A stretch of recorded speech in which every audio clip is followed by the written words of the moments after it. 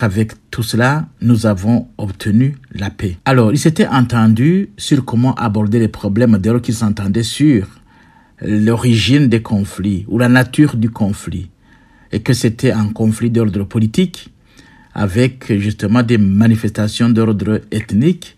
Il fallait résoudre ce genre de problème en mettant en place des structures étatiques qui répondaient à ce souci. Malheureusement, nous étions tenus à organiser les élections en 2005, les élections qui ont été gagnées par le CNDD-FDD, qui avait malheureusement signé l'accord, mais qui ne voulait pas s'inscrire dans cette ligne tracée par les négociateurs d'Arusha. Et il ne le déclarait pas. Il a essayé de ronger le système du dedans, quitte à ce qu'ils puissent se déclarer tels qu'ils étaient et avec l'adoption ou la promulgation de la Constitution de 2018. C'est à partir de ce moment-là que le Burundi a commencé à la descente aux enfers.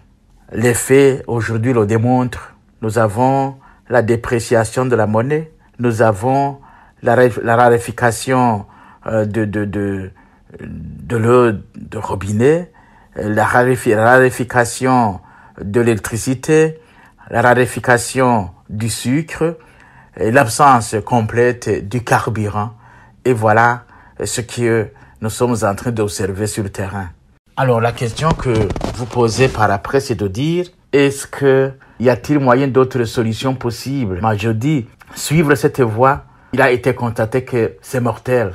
Il faut imaginer d'autres voies. D'autres voies, c'est quoi? C'est la prise, la conscience du peuple burundais et que c'est lui le patron, c'est lui le chef de la maison, que c'est lui qui peut s'organiser et chasser ce pouvoir par les voies reconnues et permettre de mettre sur pied un autre pouvoir qui vient répondre à leurs aspirations. Les Burundais n'optent pas pour ça, ils vont continuer à souffrir.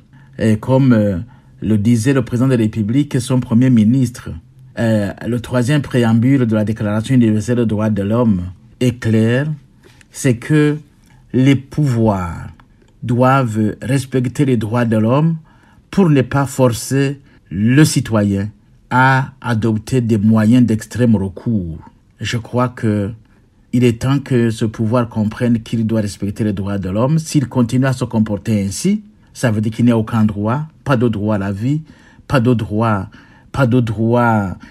d'aspirer au bonheur. Non, ça veut dire que le Burundi est condamné. Maintenant, si le Burundi est condamné, il doit se retracer, se rouvrir une voie qui puisse l'aider à retrouver la joie, à retrouver la paix, à retrouver l'espoir. C'est ça, les solutions qui doivent être envisagées et pour qu'on mette fin à cette spirale d'un pouvoir qui veut toujours produire des cadavres, qui veut toujours produire de la misère, qui veut toujours produire de la peur, qui veut toujours produire justement l'absence de toutes les denrées et qui puisse permettre au peuple burundais de vivre le bonheur.